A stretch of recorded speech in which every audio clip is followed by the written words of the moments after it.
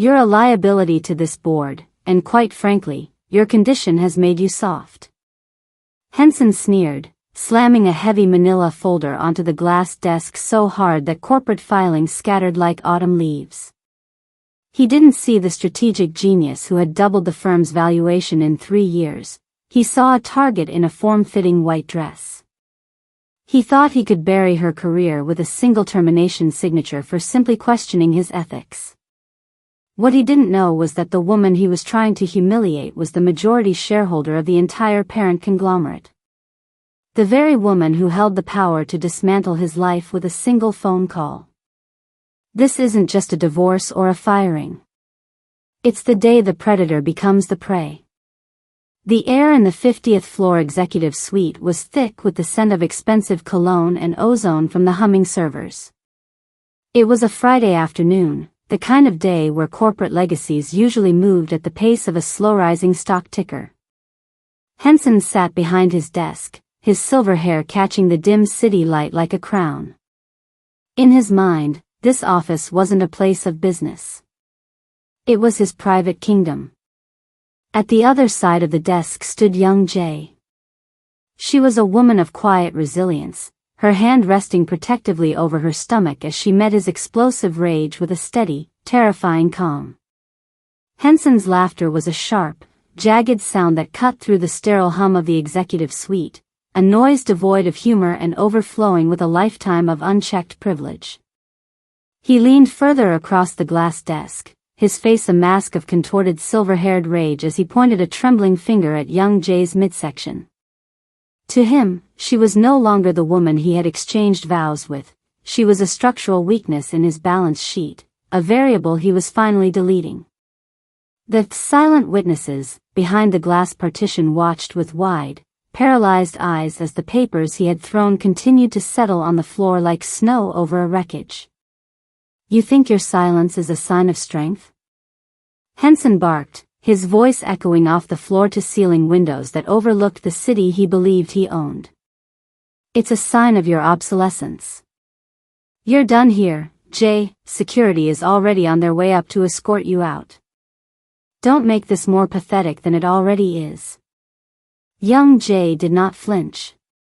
She stood with a poise that seemed to draw all the oxygen out of the room, her dark hair pulled back in a sleek, uncompromising ponytail that caught the glow of the overhead lights. One hand remained rested protectively over her stomach, a silent shield for the future life Henson was so casually discarding. While he was a storm of erratic movement, she was the stone at the center of it. You speak about the board as if they are your personal guard, Henson, she said, her voice dropping to a terrifyingly calm register that forced him to stop shouting just to hear her. And you speak about this company as if it were a gift you earned, rather than a legacy you've been bleeding dry. Henson's sneer deepened. I am the CEO. I am the face of this firm. You are just a ghost in a white dress who happened to be in the room when the real work was done. Slowly, with a deliberate motion that felt like the cocking of a heavy hammer, young Jay reached into the slim leather portfolio she had kept tucked under her arm. She didn't pull out a plea for severance or a legal threat. Instead, she withdrew a single sheet of heavy, cream-colored parchment. It bore an intricate, gold-embossed seal that shimmered under the office lights, a document that carried the weight of a nuclear strike. She didn't throw it. She placed it gently on the glass desk, sliding it across the surface until it rested directly under Henson's pointing finger. Read the name on the trust, Henson, she whispered. And then read the percentage of the voting shares. Henson's gaze dropped to the paper, his jaw still set in a position of mockery. But as his eyes scanned the elegant, sweeping script of the Sterling Legacy Trust, the transformation was instantaneous. It was as if the very air had been sucked out of his lungs. The deep, florid red of his anger evaporated, replaced by a gray, sickly pallor that started at his collar and surged upward. His hand, previously a weapon of accusation, began to tremor. He saw the figure, 51%. He saw the name of the parent conglomerate's primary holding entity. And most devastatingly, he saw the signature of the woman standing before him, the woman he had just called a soft liability. This is impossible, Henson stammered, his voice cracking, the authority he had worn like armor for 20 years suddenly dissolving into wet paper. The acquisitions were anonymous. The board said the parent company was managed by an institutional shadow firm. I was that shadow, Henson, young Jay replied, her eyes narrowing as she stepped closer, reclaiming the space he had tried to dominate. While you were busy using company credit lines to cover your losses at the tables in Macau, I was quietly buying back every piece of this company you tried to sell off. My father didn't leave me a fortune to watch a man like you turn it into a gambling fund. The silence in the room became absolute. Behind the glass partition, the observers stood like statues, realizing they were witnessing the exact moment a king became a commoner. Henson looked up at her, his face completely drained of color, his eyes darting toward the door as if looking for the security team he had summoned. You can't do this, he hissed, though the words lacked even a shred of conviction. We're married. This is marital property. Not according to the ironclad postnuptial agreement you signed 3 years ago to get that emergency cash injection for your tech startup, she reminded him, her smile a thin, razor-sharp line of vindication. The one you didn't read because you were too busy looking at your watch. That startup was a shell, Henson. And the money came from me. She leaned in, her voice a melodious echo of the reckoning that was about to unfold. You didn't just fire your wife today, Henson. You fired the only person who was standing between you and a federal indictment. And now? Now, I'm just your landlord. And your lease on this office expired the moment you opened your mouth. The heavy silence that followed young Jay's revelation was broken by the sharp, rhythmic clicking of polished boots on the marble floor outside. Henson's eyes darted toward the frosted glass doors of the executive suite, a flicker of his old, predatory arrogance returning to his pale face.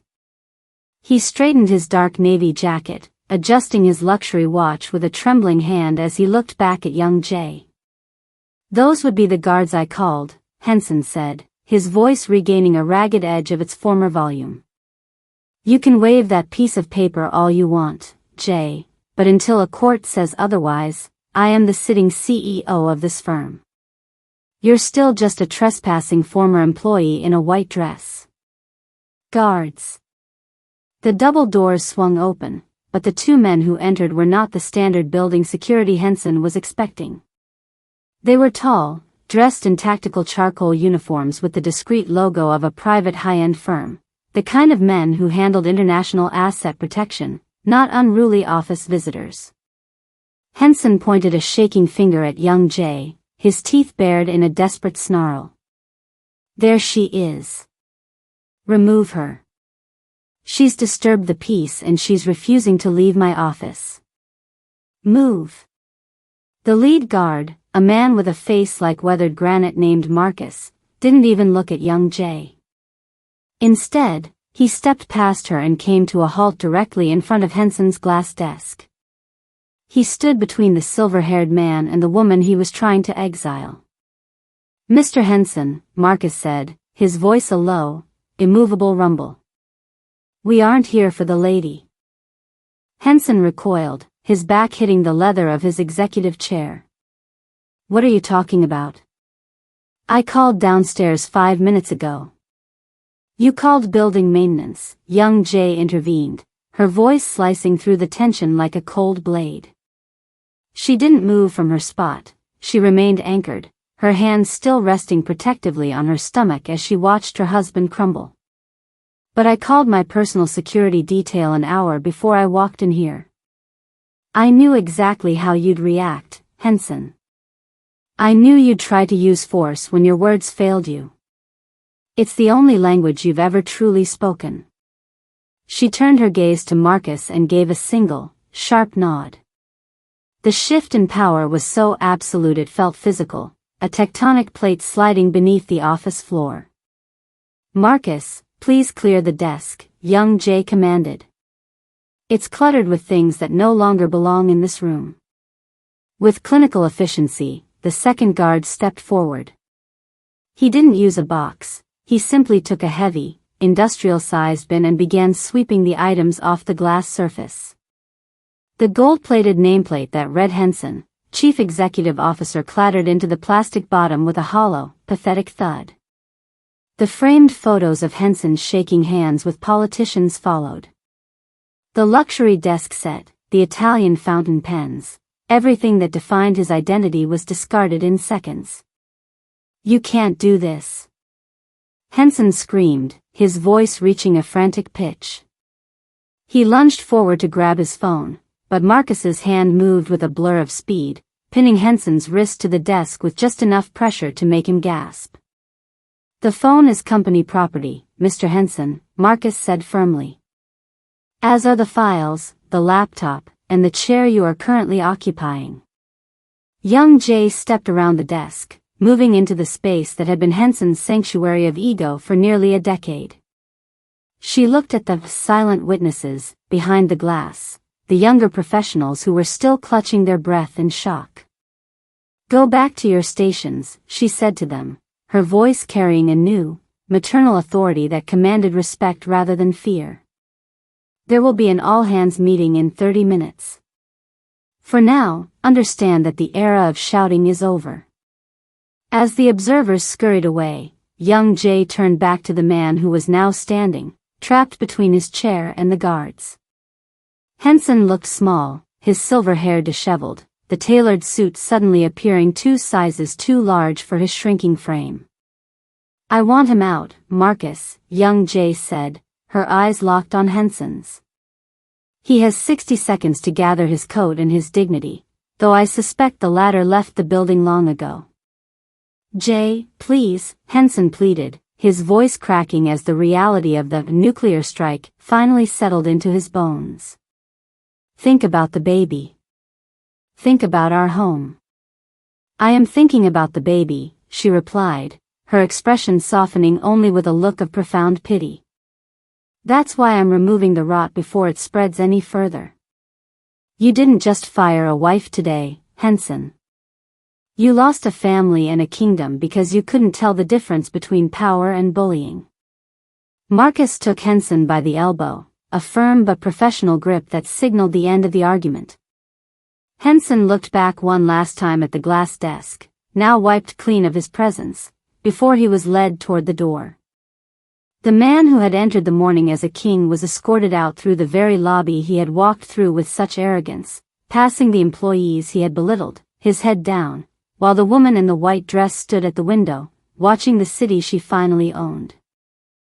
The heavy mahogany doors had barely latched behind Henson and his security escort before young Jay moved toward the executive terminal. She didn't sit in the oversized leather chair, a throne that still carried the lingering heat of Henson's ego, but instead stood over the desk, her fingers flying across the haptic glass interface with a precision born of years in the shadows. The adrenaline of the confrontation hadn't left her, it had simply crystallized into a cold, diamond-hard focus. In the corporate world, there was a specific kind of silence that preceded a storm, a digital quiet that occurred just before the kill switch was engaged.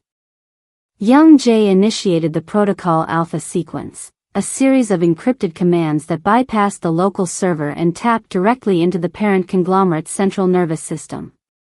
On the massive wall-mounted monitors that lined the office, the scrolling green tickers of the company's real-time trading data suddenly stuttered and turned a deep, cautionary amber. "The audit begins now," she whispered to the empty, echoing room. With a single biometric scan of her iris, she authorized the immediate freezing of all Tier 1 and Tier 2 corporate accounts. This was the beehive of panic she had prepared for. Across the globe, in London, Tokyo, and Zurich, company credit cards held by Henson's hand-picked loyalists blinked, declined. Petty cash reserves locked.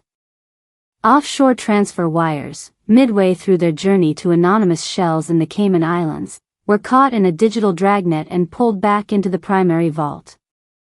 She watched the screen as a specific red flag began to pulse over a subsidiary account labeled Project Legacy, the very name Henson had used to mask his transgressions. He had been clever, moving money in increments that stayed just below the threshold of automated red flags, but he hadn't accounted for a majority shareholder who knew his personal vices better than he knew them himself. She could see the trail now. $3 million diverted to a high-stakes digital brokerage, another $2 million funneled into a private aviation lease that had never appeared on a single board report. The office phone began to chime, a frantic, insistent sound. It was the chief financial officer, a man who had spent the last year looking the other way while Henson bled the company dry. Young Jay let it ring. She wasn't ready to speak to the enablers yet. She was too busy watching the trap snap shut. In a small, windowless office 3 floors down, she knew Henson's personal assistant would be staring at a frozen screen, realizing that the director's discretionary fund had just vanished. But more importantly, she was watching Henson's personal offshore account, the one linked to his high-stakes gambling debts. By invoking the corrupt practices clause of the company charter, a clause she had quietly strengthened 6 months prior, she was able to place a temporary lien on any personal assets tied to corporate malfeasance. She watched the digital ledger balance out. Henson's liquidity was evaporating in real time. He would reach for his phone in the back of that security car, trying to move his remaining escape money, only to find that his access codes were dead and his wealth was a phantom.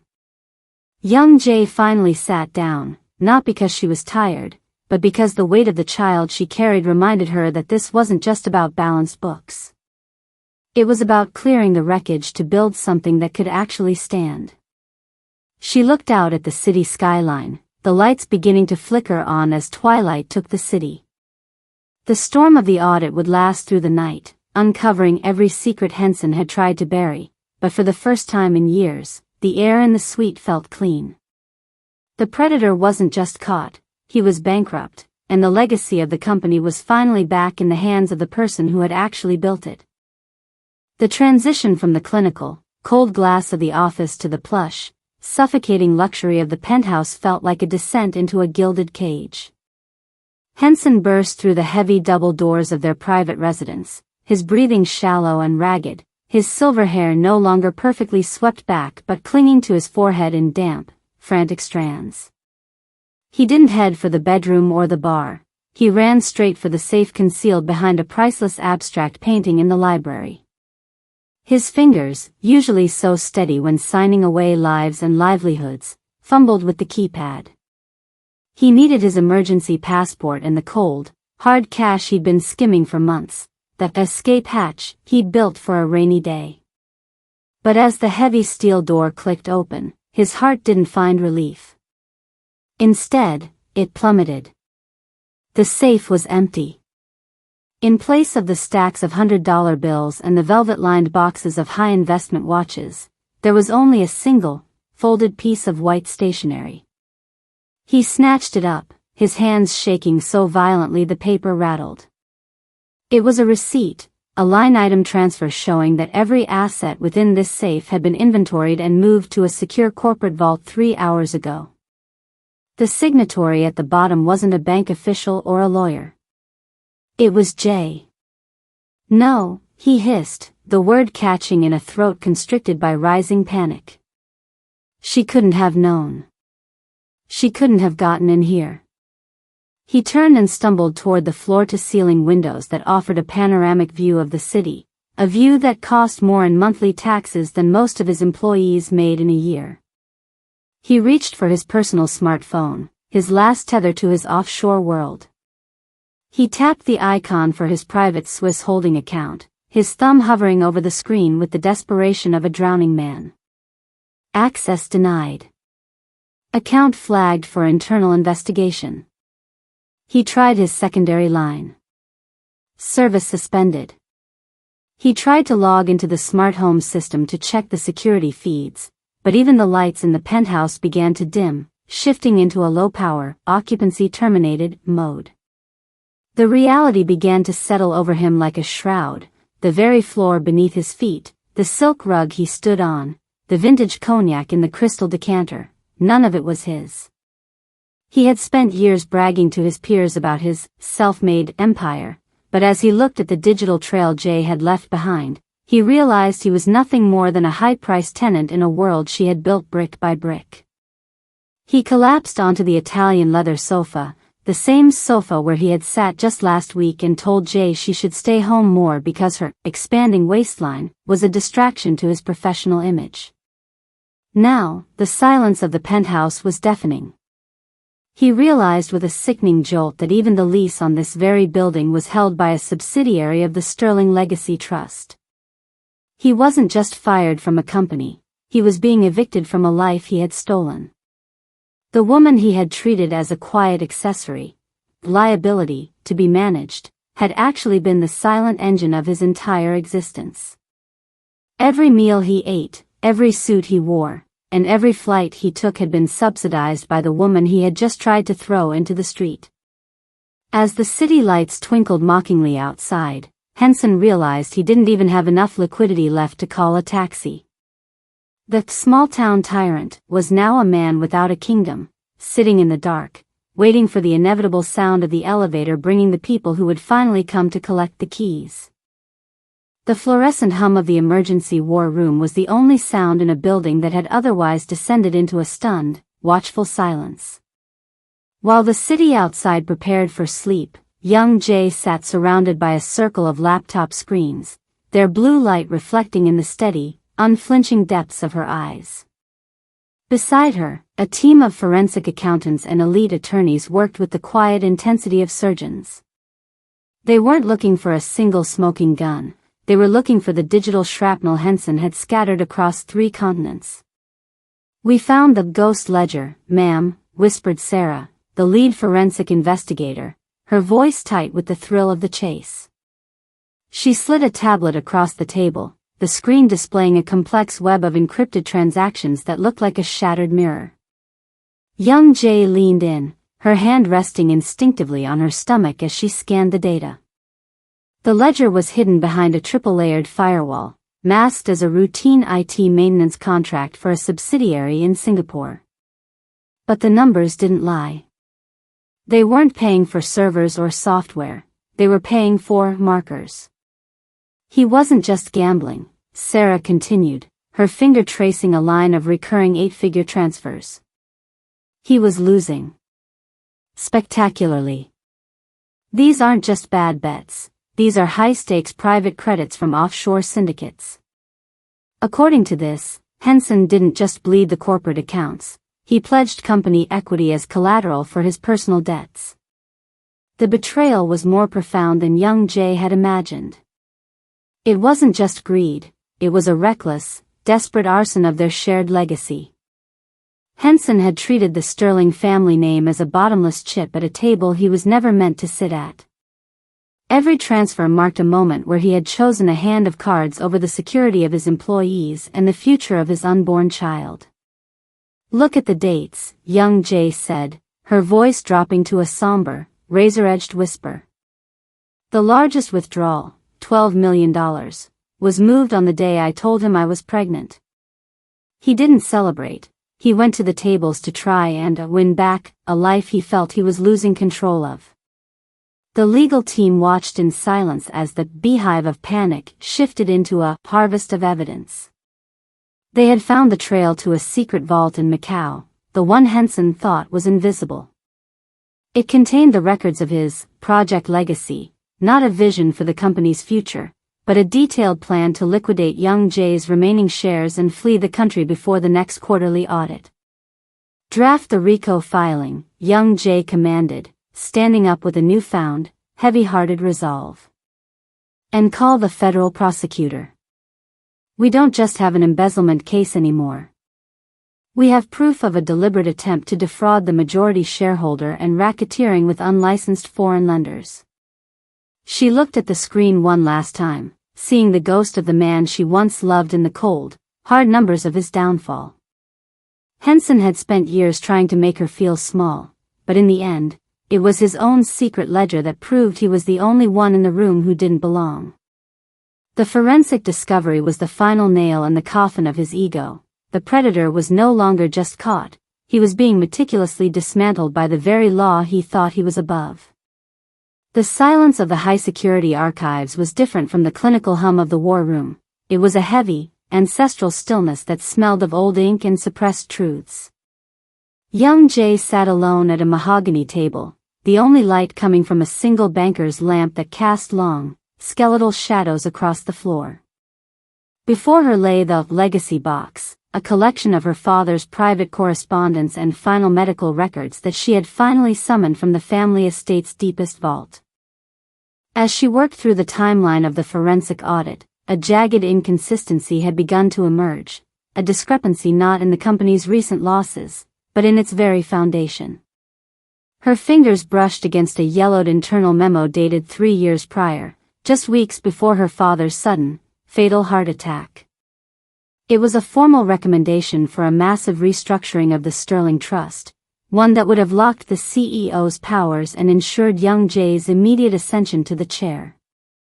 Her father's signature was at the bottom, bold and unwavering. But the document had never been filed. Young Jay pulled a second file, the official board minutes from the day after her father's funeral.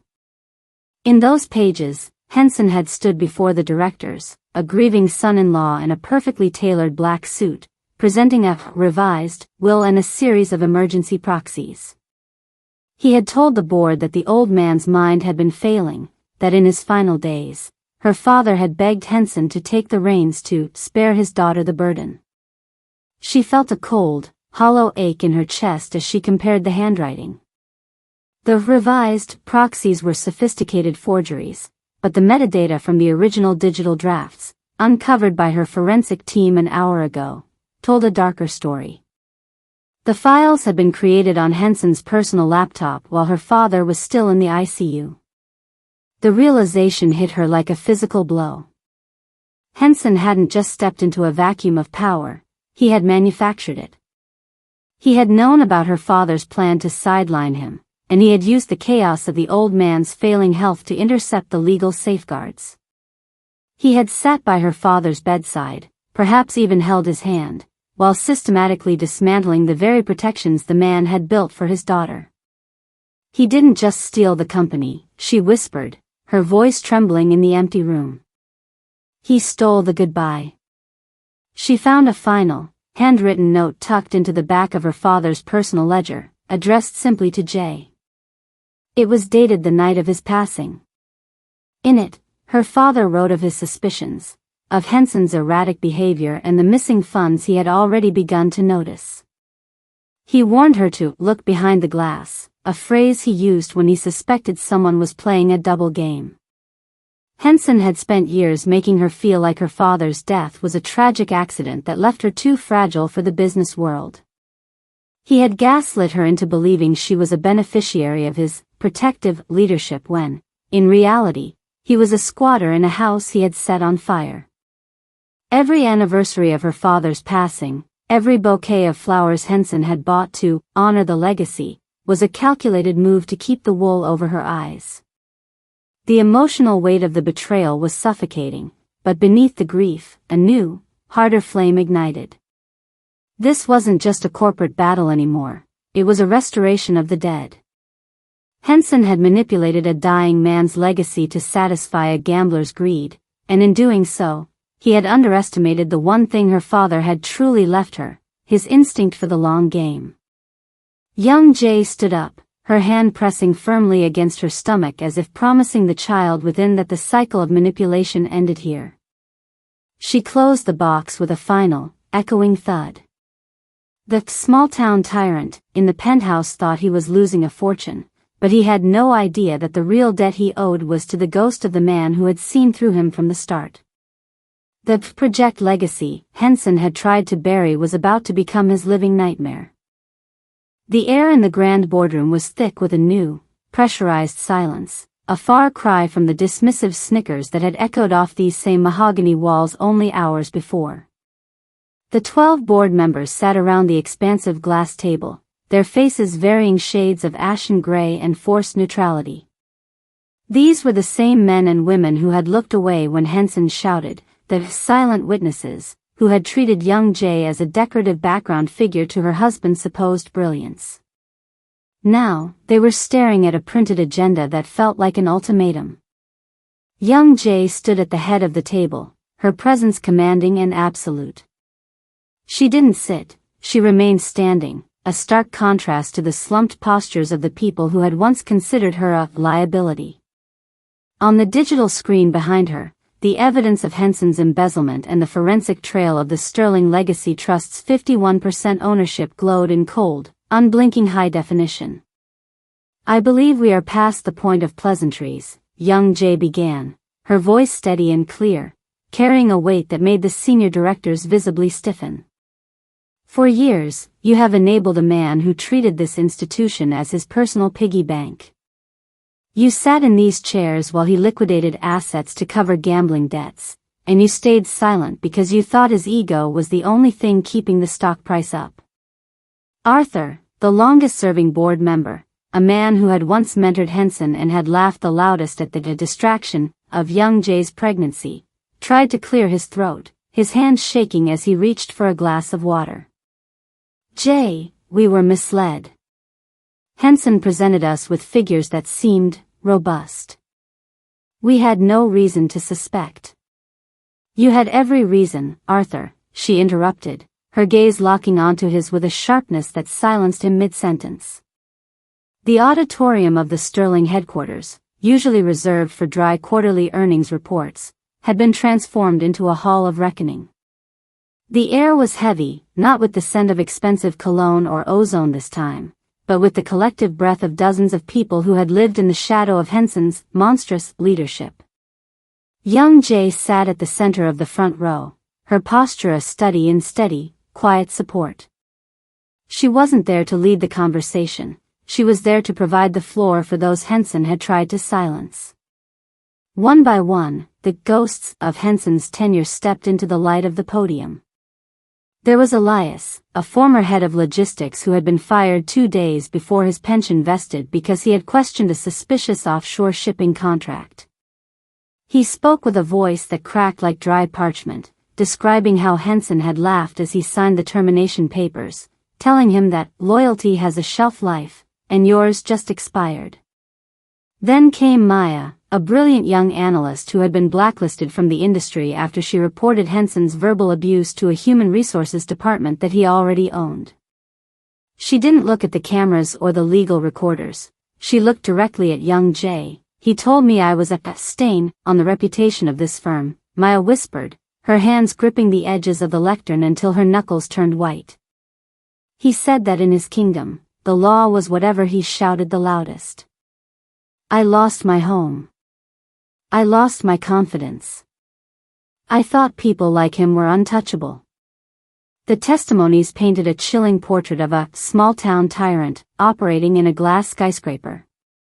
They told stories of forced NDAs, of midnight, panic calls where Henson would berate subordinates until they wept, and of the systematic purging of anyone who possessed more integrity than ambition.